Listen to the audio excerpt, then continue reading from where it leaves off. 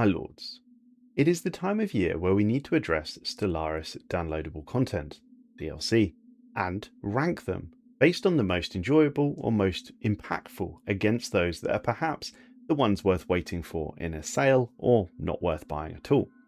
Incidentally, as of release there is a sale on. I would encourage you to click the link in the description or the pinned comment to visit the Paradox store. If you buy the DLC at the discount or at the regular price, I will get a little kickback as a thanks, which massively supports myself and these videos. We'll rank the DLC by year of release and type, so species pack or narrative, etc. And I'd encourage you to use the chapters to look at the DLC that you're interested in. The categories are: this is free, you should download this, only buy this if you specifically want to play as, good but by no means essential, extremely good, and must have. It's also worth noting, as part of the Stellaris 10-year anniversary celebrations, the developers are going to give every single Stellaris player the Utopia and Synthetic Dawn DLCs, as well as the Humanoid Species Pack, completely free with the base game. This will grant everyone access to hive minds, Gestalt machine intelligence, the humanoid portraits, the civics that come with it, as well as the ship sets, and all the features from those DLCs. And they'll roll all of these into the base game. The reason this is worth noting is because it won't necessarily line up with the Steam Spring sale. So the point is, don't go and buy Utopia because you're going to get it for free potentially in May. But bearing that in mind, we've got some DLC to rank. And we'll start with the species packs. The first species pack ever released all the way back in 2016 was the Plantoids species pack. Now it's changed somewhat from when it was originally released. Originally it just came with cosmetics, essentially portraits, but now they've added new things to it. You've got new civics, catalytic processing and idyllic bloom, certainly two fairly game-changing civics. You've got 3 new species traits, phototrophic, radiotrophic and budding, which allow you to turn your food into energy upkeep, or some of your food into energy upkeep, living on tomb worlds, etc. And you've got budding as well, which is a different way of producing population. You get a bunch of portraits, 15, and you get a new ship set as well. And on top of all these new things, you also get the Fruitful Partnership origin. Now Plantoids is an enjoyable DLC, if you want to play as plants. It's also one of the cheapest of all the DLCs because it's a species pack. When it's on sale, I believe that this is less than $5. But what category would I put this in? Well, specifically if you want to play as. Plantoids is fun and it is enjoyable if you care about playing as a plant. The origin and the civics, they're fine, but I don't think it's essential and I don't think it comes under extremely good. However, I think you have to take in the price when thinking about it. It's less than $5. Moving on to Humanoids. Humanoids I'm not going to talk too much about because it's being amalgamated with the main game. Incidentally, it is probably my favourite species pack, or certainly one of, mostly because of the civics it gives you and the origin, Clone Army. Clone Army is one of my favourite origins. I really enjoy the narrative story that it comes with, and mechanically it's quite powerful as well. I won't talk about it too much. You shouldn't buy this because you're going to get it for free in a couple of months anyway, so don't buy Humanoids if you don't already have it. Now we have Lithoids, which was released all the way back in 2019. As with Plantoids, this introduces a new phenotype. Lithoids, your rock people instead of plants essentially. Similar to Plantoids, you get some new civics, you get a new origin, you get some new Lithoid specific traits, gaseous byproducts, scintillating skin and volatile excretions. The civics are selective kinship and void hive. There's some artwork that comes with it as well. Of course, there's a new advisor voice and there's a new origin, Calamitous Birth. I would put this in the same category as Plantoids. If you really have a hankering to play as a Lithoid, brilliant, this is the DLC for you. If you're not that bothered about it, if you're not that interested in playing as rock people, then it's probably not for you. It really is just that simple. The only caveat I add to that is that in my opinion, the Lithoid ship set is one of the most beautiful and best in the game, and by far and away one of the more unique ship sets. So I would take that in mind. Again, when this is on sale, it's likely to be under $5. So keep that in mind when you make your choice. Following on from Lithoids released in 2020, we have the Necroids species pack. From the lifeless body, an empire shall rise. Necroids is similar in theme to the 2 species packs we've just discussed, the Lithoids and the Plantoids, only this time you are a Necroid. which essentially is a bit like a parasite. You use another species to grow, and eventually you'll subsume that species to become an adult in your own species. Think Goa'uld from Stargate, or maybe Alien in a very weird way from the Alien franchise. You do get a little bit more with the Necroid species pack than you do with Plantoids and Lithoids. You get 5 new civics instead of 3, Death Cult, Memorialists, Reanimators, Permanent Employment, and Cordyceptic Drones. You also get the Necromancy Ascension perk, 15 new portraits, new ship models, Advisor Voice, and all the stuff that you would expect, and as well as a new Origin Necrophage, which is inherently tied to the way that you play the Necroid species. Necroids is priced the same as Plantoids and Lithoids, and again, in my opinion, it very much falls into the boat of, do you want to play as a Necroid species? If the answer is yes, well then great, this is a DLC for you. If you're not bothered about playing as Necroids, then it's probably not for you. Similar to Lithoids, I'd suggest that Necroids have one of the best ship packs in the game. The ships are incredibly beautiful, but if you're not that bothered about playing as Necroids, this probably isn't for you. Next up we have the Aquatics species pack. This was released in November of 2021. I think it's fair to say that Aquatics was the first species pack that really expanded more upon what a species pack would offer. Certainly some of the original species packs were just cosmetic and they later got updated. Necroids was maybe a small bridge, but Aquatics is certainly more content, if you like, than Lithoids, Plantoids and Necroids. You get the new species trait, as you would expect with a species pack. In this case, it's Aquatics. You get a new Ascension perk, Hydrocentric, which, as the name suggests, you can turn planets into ocean worlds. New Civic, Anglers, which is clearly quite related to the aquatic species. Bunch of new portraits, and an aquatic machine, and a bunch of artwork and stuff as well. You also get 2 origins. Ocean Paradise, which is very basic, very straightforward. You start on a beautiful ocean world that happens to be really large, and Here Be Dragons, which is a much more expansive origin than some of the other ones that we've discussed, certainly in the other species packs. Here Be Dragons comes with a narrative where you meet your Sky Dragon, you understand its story and you learn why it's come into our galaxy, and then you can befriend it or not, as you so wish. There's also a bunch of new events and things that comes with species packs anyway, but I do think it's fair to say that Aquatics is probably a step above the other species packs that we've just discussed. Certainly given the fact that it has the same price point as the other 3, I think it probably is a little bit better value for money, and for that reason I'd put it in the good but not essential. Certainly when you compare it for value for money with the other species packs, I think it's pretty reasonable, considering on sale it's going to be less than $5. Which brings us on to Toxoids, released in 2022.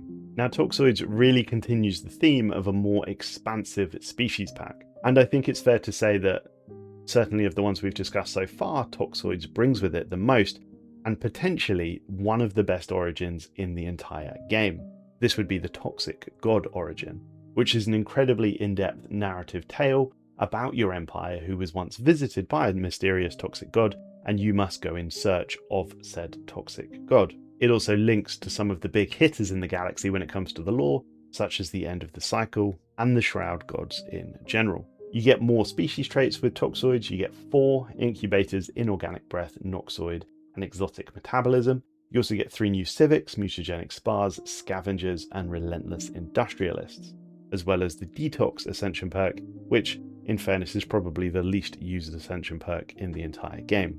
I think the main draw from Toxoids is the origins, Overtuned and Knights of the Toxic God, although Knights of the Toxic God is the clear standout for me. I'd potentially suggest, given the fact that this is the same price as all the other species pack, when on sale it's going to be less than $5, I would go as far to say Knights of the Toxic God Origin is worth paying that $5 fee for. I think that represents genuinely really good value, and you'll be able to replay that origin over and over again. It also has the added benefit of being incredibly mechanically capable if you are such interested in those things. As such, I would put Toxoids in extremely good, but I would stress that is largely carried by the origin. If you don't think Knights of the Toxic God is for you, then I'd probably put that down slightly lower. Which brings us on to the final species pack, released only just last year, 2025 November. I speak of course of Infernals. Now, Infernals is by far and away the largest species pack ever released. That content includes, as you would expect, a new species, the Thermophile. They come with 4 unique species traits: Unbreakable Resolve, Shell, Slag, Pyroclastic Channeling, and Crucible Community. Comes with 4 civics: Galvanic Synthesis, Planet Forgers, Scorched World Heralds, and Fire Cult. You of course get all the portraits that you would expect, a new advisor voice, and so on and so forth. You get 2 new origins, Red Giant and Cosmic Dawn, and you also get a new crisis path, Galactic Hypothermia. Perhaps unsurprisingly, given how much content this packs into it, this is slightly more expensive than the other species packs. In English pounds, it's about £3 more expensive, so about just over 30% more expensive than some of the other species packs. I don't know what the sale price for this will be because it's never been on sale before. I suspect it'll be less than $10, but there you go.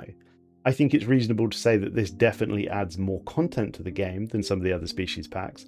Whether or not that content is going to be valuable to you is a decision that you're going to have to make. Certainly the Crisis Path is enjoyable, I would recommend that, and both the new origins are reasonable, though I don't think they're quite on the level, certainly in terms of a narrative playthrough, of Knights of the Toxic God. In my eyes, there's sort of 2 ways to rank this.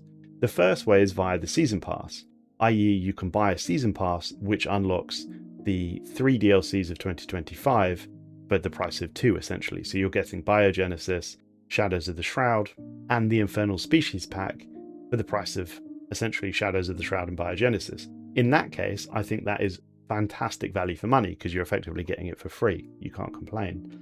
Buying it separately, I think you should bear in mind that ultimately it is still a species pack. It is enjoyable. Whether it's more enjoyable than, say, Toxoids or Aquatics, I think is ultimately just going to come down to you.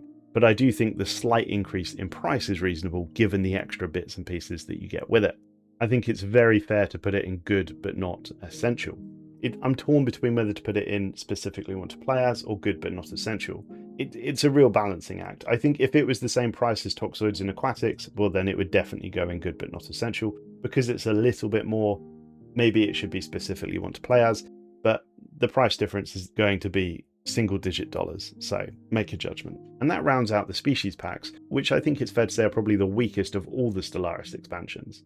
Most of the species packs are only going to be looked at if you specifically want to play as that origin or that species.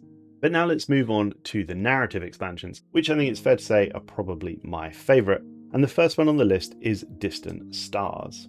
So Distant Stars was released in May of 2018, which is remarkable to me really when you think this was released 2 years after game release, 8 years ago. Distant Stars is one of my favourite DLCs. It essentially adds more stuff to the galaxy, which I think is really, really important.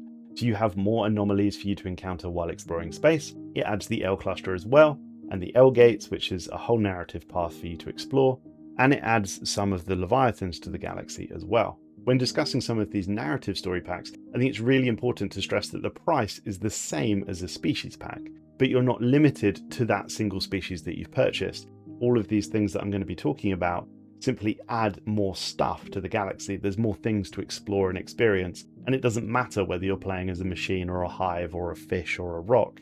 You get to experience all these different things, particularly given the fact that when on sale, it's under $5. For me, I would put Distant Stars in must have. To follow that up, about a year later, they released Ancient Relics in June of 2019. Now this is priced the same as Distant Stars, and again, it's a similar sort of themed expansion. It adds more stuff to the galaxy.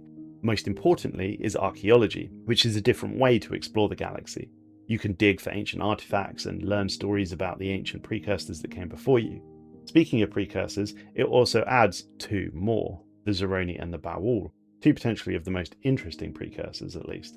On top of that, you also get the Remnants origin, although that's probably one of the weaker origins, both narratively and mechanically. It's very much an origin that is what you make of it. It's left very open-ended.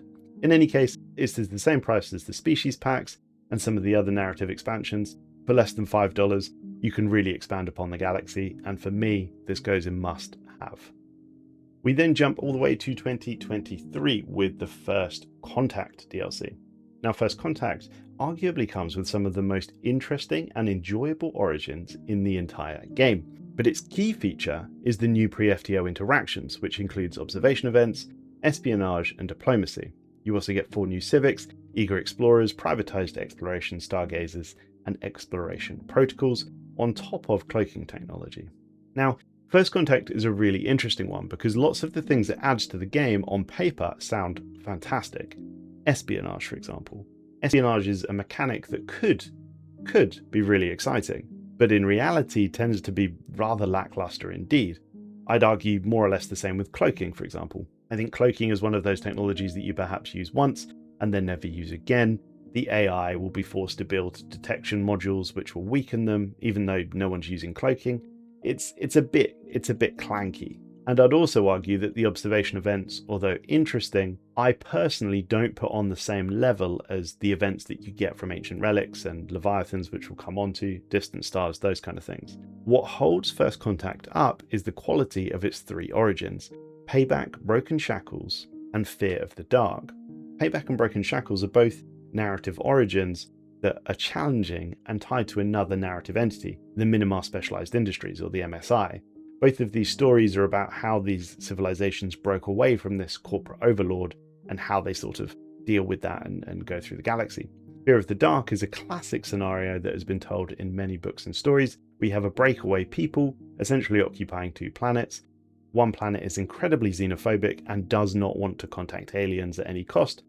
The other planet is played by you and is much more open in terms of what you want to do. You must negotiate with this xenophobic isolationist planet, which remember is your own species, and learn the narrative behind it. All 3 of these origins have immense replayability and are really, really good fun. I'd rank them very highly. The price of First Contact, however, is a little bit higher than that of the species packs, and I think it's potentially the most expensive DLC that we've had on this list. I'm looking at the prices right now and it's £12.79p, which is about $15 more or less. So it probably goes for around $8 when it's on sale. I think for $8 the origins are worth it. I think some of the other mechanics are lackluster, but they will likely get reworked at some point. It's a difficult one, this. I think I'd put First Contact in good but not essential. And what I would say that carries it is those 3 origins.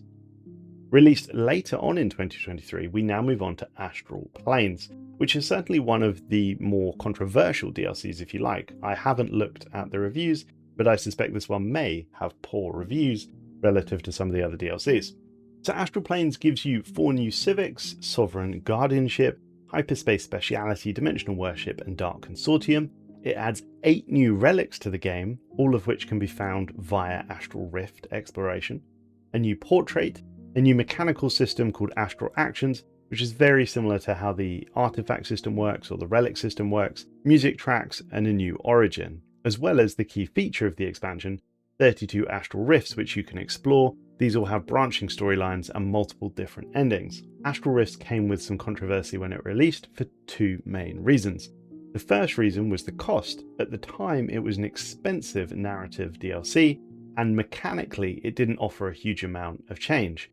Now those decisions are fairly polarizing. For me, I loved the narrative exploration of the Rifts. That was my bread and butter. I thought it was fantastic. The new origin, although not the best narrative exploration, it was still reasonable. It was better than a lot of the narrative options we had around the same time.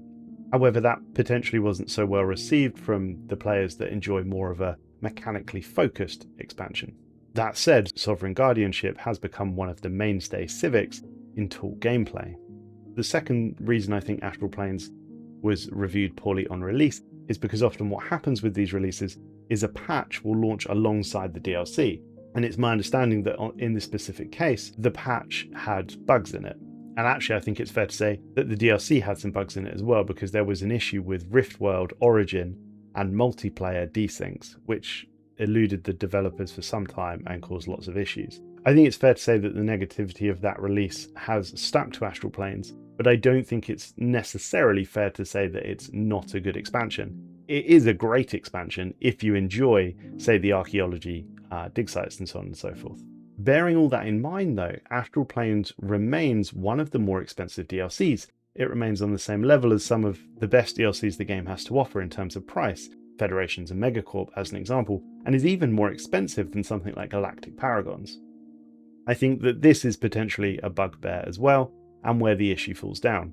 Mostly because of the price, I'm going to put this in the specifically if you want to play as, because when you take price into account, you could get both Ancient Relics and Distant Stars for the same price as Astral Planes, and frankly I would rather get those two than I would Astral Planes, so for that reason it goes in specifically want to play as. But I do stress it's not a bad DLC, I do think it's a little overpriced however. Which brings us on to the last of the narrative expansions, the Grand Archive, which was released in October of 2024. The Grand Archive is by far and away the largest of the narrative story packs. It comes with the Grand Archive megastructure, which I'll get onto shortly, 2 new civics, 2 new types of space fauna, the Cthulhuids and the Voidworms, 2 new tradition trees, archivism and domestication, 151 new specimens to collect, and more are available with other DLCs. I think memory serves there's over 300. It comes with 17 new relics. It comes with a completely different gameplay mechanic, which is set up via a vivarium, which is essentially you can grow space fauna and use them as ships to combat other mechanical ships or bioships or whatever it might be. It comes with a new mid-game crisis, the Voidworm Plague, 2 new origins in Treasure Hunters and Primal Cooling. It's safe to say that this is by far and away the most ambitious narrative story pack of them all. Its key feature, the Grand Archive, is all around specimen collection. Essentially you build a megastructure where you house all of the relics, or in this case specimens, that you've acquired throughout the galaxy. So what you'll find is when you do certain anomalies or certain dig sites, at the end of them you may find a specimen. You house the specimen in your Grand Archive and it gives you some Empire-wide bonuses and comes with some lore about the event and when you found it and so on and so forth. I think it's very fair to say that the Grand Archive is by far and away the best of the narrative expansions. It certainly has the most content, that's absolutely without question. And the mechanics it offers are all reasonably well fleshed out. They all work and they're all fairly impactful to the game. For example, there isn't another expansion except Biogenesis that allows you to completely do away with mechanical ships, and in this case use space fauna as your way of mechanical ships. This is also tied into the Primal Cooling origin and the Beastmasters Civic. Treasure Hunters is the second origin that you get. It's an enjoyable narrative experience, certainly in terms of length, up there with the Knights of the Toxic Godtail. Probably not quite as strong, but still one of the strongest narrative origins in the entire game. I also think that Grand Archive is incredibly well priced compared to some of the other DLCs. It's cheaper than the large mechanical expansions like MegaCorp and Federations, but slightly more expensive than the Species packs. It's the same price as First Contact and Galactic Paragons, which I think is actually quite fair. I think it offers better value for money than First Contact, and probably the same value for money as Galactic Paragons. Given its reasonable price point, particularly when it's on sale, it's probably going to be under $8. I'm going to put this in must have. This is one of the best value for money DLCs in the entire game. Which brings us now on to the 4 mechanical expansions, starting with Leviathans. So Leviathans was one of the first DLCs ever released all the way back in 2016. I find it somewhat amusing to see it called a mechanical expansion because it really isn't. It's more of a, I'd probably say it's more of a story pack really. Nevertheless, it's categorized as a mechanical expansion, and it essentially adds Leviathans to the galaxy as well as enclaves. It also comes with the War in Heaven event, which is remarkable really when you consider that a single event is tied to a DLC. It really shows you how DLC has changed over the years. I mean, this one was released not long after the game launched, and I guess added a small amount of content. If you compare that to say something like Machine Age, it's just wild in terms of what it offers. Now Leviathans is priced the same as the Species pack. It's on the cheaper tier of the DLC price list. It's quite difficult to suggest that Leviathans offers a huge amount more than any of the Species packs in reality. That said, Leviathans are fantastic. They fill out the galaxy, which is really important to me. Enclaves do that as well. The War in Heaven is also a fantastic experience, although it feels like a bit of a shame that it's locked behind a DLC such as this one. I think the content that this DLC has in it is extremely good and one that I think you should all experience, but the price is a bit more difficult for me to reconcile with the content that you give. I would probably go as far to say I think the content in the DLC is a must-have, but given the price, it probably should fall into the good but not essential category. That said, if you can pick this up on sale for less than $5, it's well worth it. Nevertheless, I'm going to put Leviathans in good but not essential.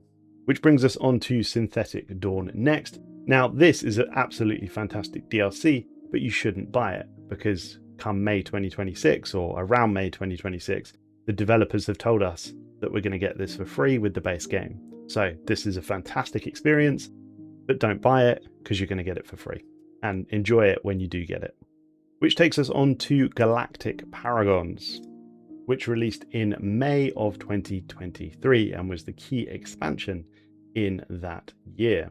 Galactic Paragons comes with a lot of content, 140 new leader traits, 4 unique legendary leaders or legendary paragons, 16 specialized renowned leaders, renowned paragons, 6 new civics, Vaults of Knowledge, Heroic Past, Crusader Spirit, Oppressive Autocracy, Letters of Marquee, Farmer State, 2 new tradition trees in Aptitude and Statecraft, expanded cancel positions, and potentially one of the best origins in the entire game, both from a narrative and from a mechanical gameplay perspective, under one rule. What was most interesting to me is how relatively cheap Galactic Paragons is against some of the other expansions, Federations, etc. I think this offers remarkable value for money, and it's really difficult for me to not put this in must-have. The 4 legendary Paragons all have fantastic stories, if you're lucky enough to find them. The Beholder, which is on screen now, I can say that I've played for over 2,000 hours. I've not ever legitimately seen the Beholder. So in some ways you're paying for content that you might never get to experience, but maybe that makes it all the more special when you do. Nevertheless, I am pleased to say that I've experienced the other 3 legendary Paragons multiple times, and they all have great stories, and they are also incredibly powerful. The renowned Paragons you'll see all the time. They'll come and visit you whenever you like. The origin under one rule, as I already touched on, it's one of the best origins in the game, both from a narrative perspective and from a mechanical perspective. The story that comes with it is very much your story to shape. It's fantastic. I think this has to go in must-have based on the price point when compared to some of the other DLCs. I think this is a fantastic expansion. Which brings me on to the last mechanical expansion, Cosmic Storms, which was released in September of 2024. Now, Cosmic Storms is probably the only other DLC alongside Astral Planes that came with an awful lot of controversy. Cosmic Storms essentially adds an entirely new mechanic into the game, which is where a storm will spawn in space and that storm will impact what's going on. There is clearly an RNG element to this that is unpopular with some of the player base, and equally popular with some of the player base. This DLC does tend to be reasonably divisive, but I suspect more people dislike it than like it, and perhaps that's because of the RNG element where you can have your perfect planet set up, and then a magnetic storm spawns in your systems and absolutely ruins your economy. That is certainly frustrating. Nevertheless, the DLC comes with 8 new dynamic storm types, 3 new civics, Astrometeorology, Planetscapers, and Storm Devotion. You can summon storms yourself with a new Ascension perk. You can predict storm movements with a new map mode, and it comes with a Storm Chaser's origin, which is a narrative origin, although probably a weaker origin, I think, narratively. I can say that I've played it once and never felt the need to go back and experience it again. The other negative that Cosmic Storms has is that it sits in this really odd place where it's more expensive than a species pack, but cheaper than some of the story packs, like First Contact and Paragons. It is absolutely not on the same level as something like Paragons or Grand Archive, and in reality it probably should be priced the same as a species pack to make it worthwhile. Storms, like I said, is very controversial. If you want to experience the storms, and they are enjoyable to a point, and they are very pretty, and there are some very niche gameplay types that you can create from the Storms DLC, like for example spawning storms on your enemies, which can be very fun, or spawning specific beneficial storms on your own planets to give yourself some truly mind-boggling economy numbers, then that's great for you. However, you may not want that at all. I should also note that with Storms, which is interesting they don't advertise it, you also get 2 new precursors, the Adakaria and the Initian Traders. The Adakaria, incidentally, potentially has one of the best narrative stories in the game, and the choice that you can make at the end can potentially be very damning indeed. Nevertheless, I think given the price point and the content of the DLC, I think I have to put this in only if you specifically want to play as. I wouldn't necessarily say that it's a bad DLC, but when you compare it to some of the other options available, particularly when you take price into account, I think it's an easy one to put to the bottom of the list. That said, if you already have all the other DLCs and want to experience it, then I'd recommend that you do, but probably wait for a sale. Potentially it'll be less than $5, which I think is a reasonable price point for it. So that finishes off the narrative expansions, and we now look at the major expansions, of which there are currently 9. And we begin with Utopia. Now, Utopia for the longest time has been talked about as the best Stellaris expansion ever to exist. The developers somewhat agree with you, it would seem, because this, alongside Humanoids and Synthetic Dawn, is getting amalgamated into the base game. So if you're watching this and you don't have Utopia, and it's before May 2026 or before the 10-year anniversary of Stellaris, don't buy it because you're almost certainly going to get it for free. If you're watching and it's past May 2026, well, congratulations, because you've already got it. So Apocalypse comes next, and this was released in February 2018. I vividly remember the release of Apocalypse. I was so excited to play Apocalypse, as this was the DLC that would introduce the planet-killing super weapons that we know as the Colossus.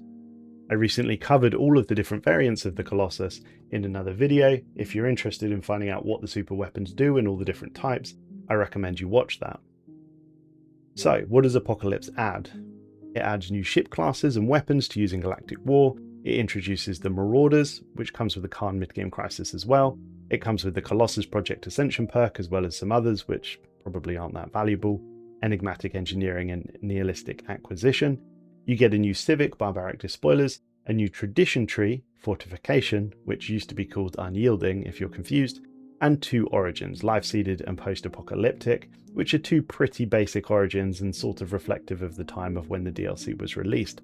The key feature that you're getting in Apocalypse, I would say, is the use of the Colossus super weapon, and I guess arguably the mercenaries and the Khan, although that's by the by.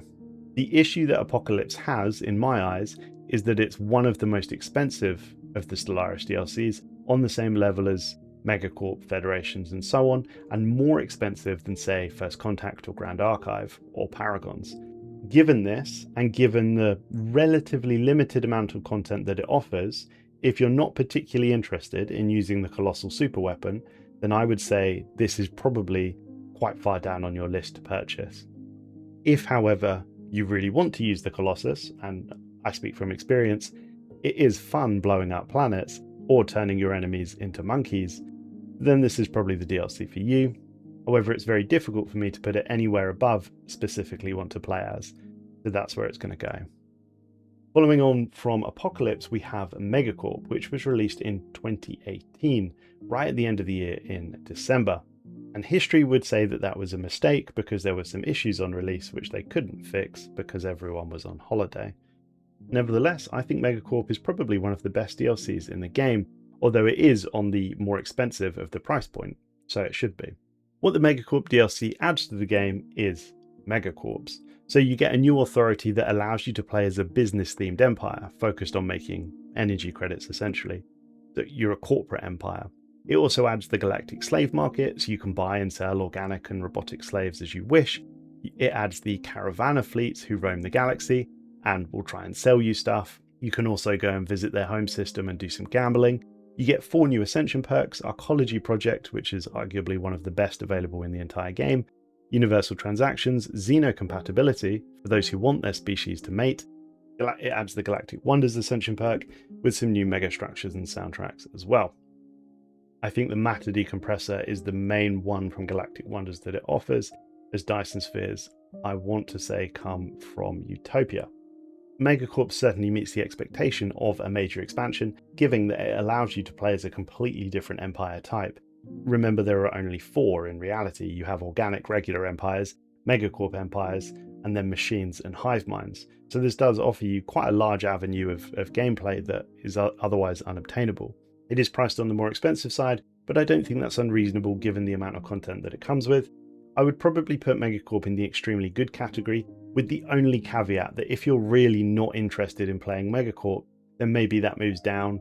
But given the additional gameplay options it offers and all the other stuff that it comes with, I think it's really difficult not to put it in extremely good. Certainly when it's on sale, it'll be less than $10 and a good pickup. Federations comes next. This was released in March of 2020, and this adds a whole heap of content. It literally adds Federations, it adds the Galactic Community as well. the Politics Tradition Tree, new ship types, Juggernaut being the main one, a new megastructure in the Mega Shipyard, and 8 new origins. Given the amount of content that this offers, it's very difficult for me to put this in anything other than must-have. The new origins it gives you are Remnants, which I think you also get from Ancient Relics. You get Common Ground, Hegemony, Doomsday, On the Shoulders of Giants, Scion, Shattered Ring, and Void Dwellers. Some of those origins, On the Shoulders of Giants, for example, has some fantastic narrative gameplay in it. Doomsday is a challenging origin, whereby your species lives on a planet that's going to explode. Another good origin to play with. Scion is where you start as a vassal of a fallen empire. Shattered Ring, you start on a Shattered Ring.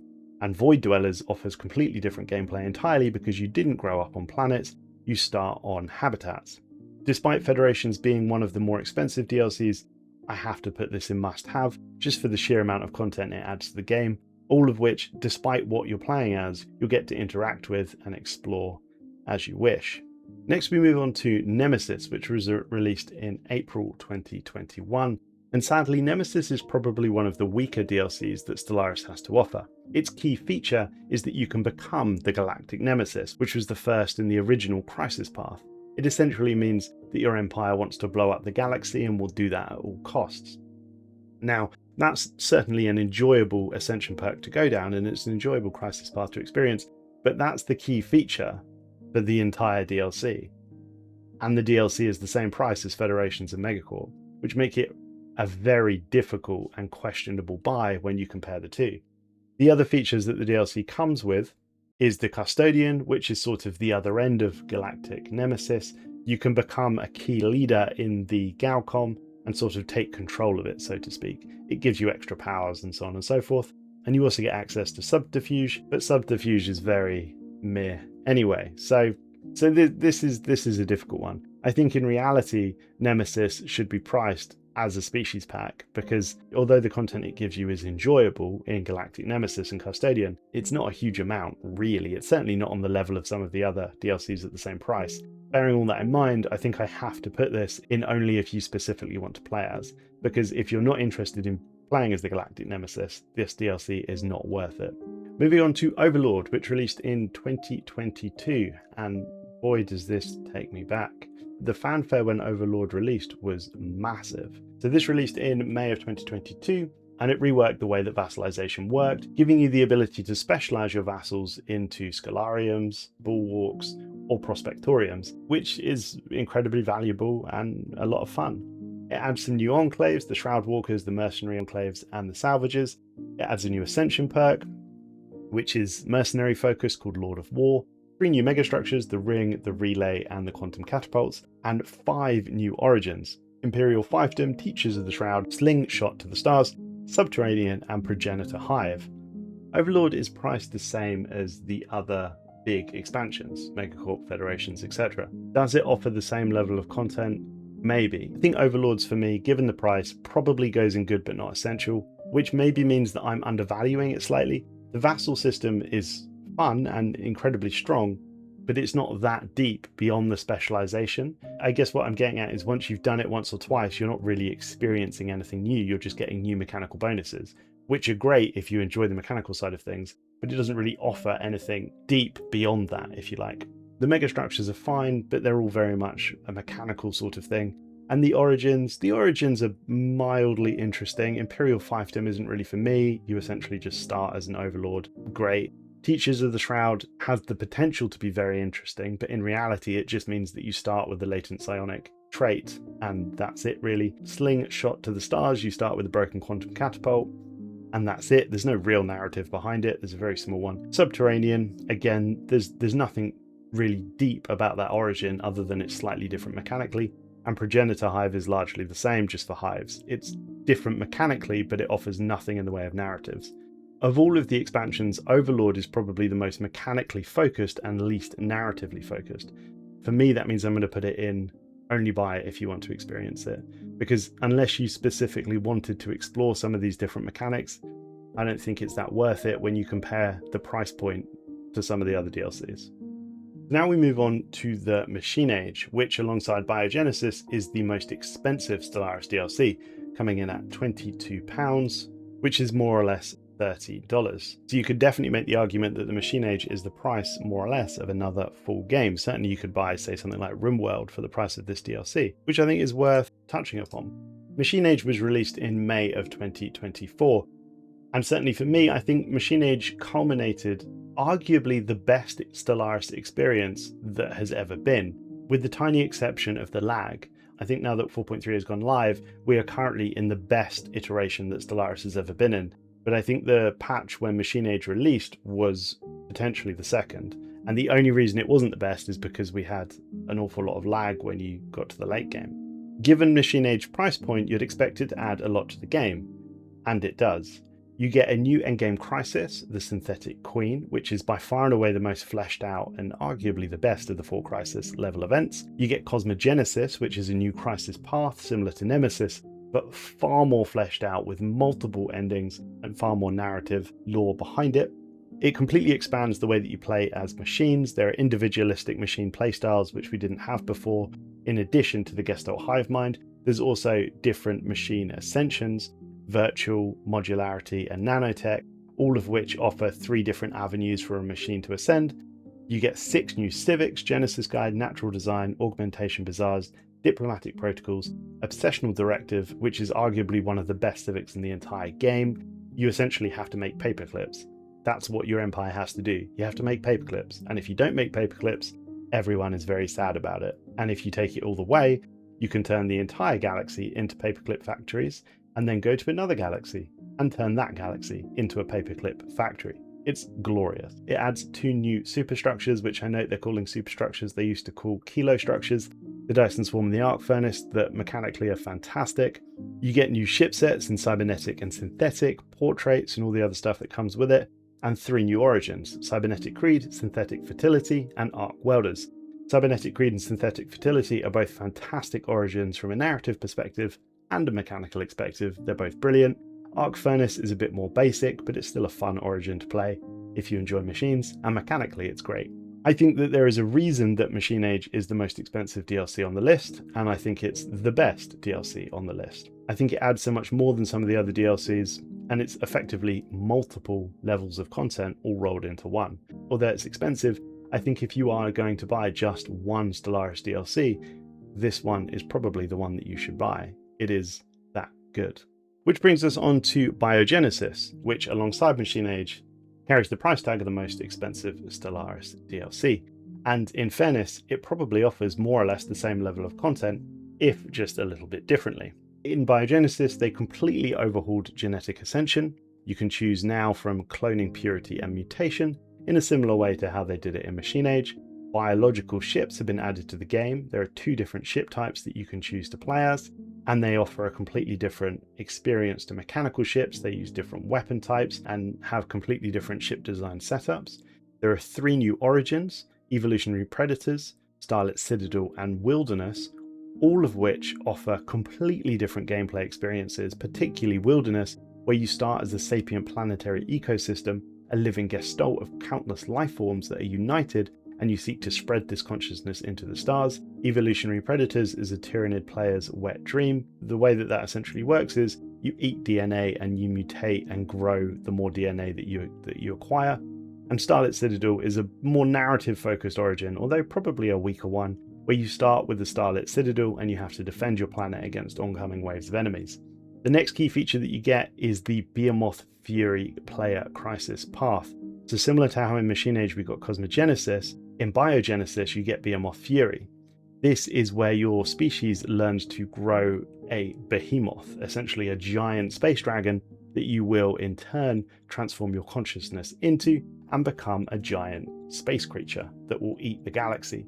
This has an incredible narrative that goes along with it. It has links to the Hunters as well, which is interesting indeed, and is certainly on the same level as the Cosmogenesis crisis path. Further to this, we got a new Fallen Empire in the hive-minded Fallen Empire.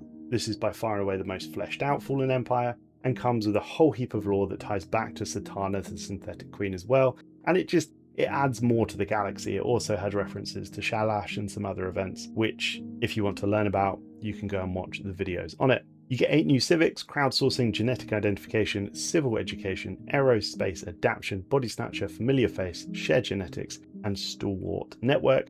It adds the Deep Space Citadel that we already touched on with the Starlit Citadel Origin, as well as you'd expect a whole heap of portraits and advisor voices and so on and so forth. I think it's very reasonable for this DLC to be at the price point that it's at, with the content that it delivers, certainly when you compare it to some of the older DLCs. If you had to choose between this one and Machine Age, I would probably buy Machine Age, but I do think that despite that, this is still in the must-have section. It is a fantastic DLC. And then the final DLC that we're going to touch on, this also came out last year in the summer, is Shadows of the Shroud, and this followed on from the Biogenesis DLC. Shadows of the Shroud completely reworked the Shroud and the way that you psionically ascend. It added an additional patron or additional Shroud god in the Cradle of Souls, and it changed the way that the end of the cycle works, along with Whispers in the Void. It was a complete overhaul of psionic ascension. It also added the ability for Hive Mind and Machine Empires to be able to breach the Shroud and ascend if they wish. It added new mechanics in the form of psionic auras, as well as a new enclave in the form of the Mind Wardens. We got 6 new civics: the Chosen, Entropy Drinkers, Superstitious Beliefs, Experimental Sentencing, Secret Societies, and Tankbound. And some of those do offer an awful lot of change. For example, Tankbound is quite a different experience. Chosen, incidentally, has been one of my favourite new civics to play. We got 3 new origins: Endbringers, Mind Wardens, and Shroudforged, all of which had a significant narrative aspect to them. In fact, all 3 of them were fantastic narrative experiences. They were all very different. They weren't just some standard origin where you start on a big planet and your people are happy. There are reasons for starting where they start, and they all feel different from one another. Shadows of the Shroud is a fantastic, fantastic DLC, and it has the added benefit of being slightly cheaper than Machine Age and Biogenesis, although it is fair to say it does offer less than both those DLCs. It's very difficult for me to put this anywhere other than must-have. This is arguably my favourite DLC of 2025, and I'd also shout out the 2 new ship sets that came with this. They're fantastic. That brings this tier list to a close. I hope that was very helpful for you. If you have any questions, I'll be watching the comments, and I will encourage you to click the link taking you to the Paradox store if you wish to buy any of these DLCs. Like I said, if you use my link, I do get a small percentage of the sale, and I will be very grateful for you.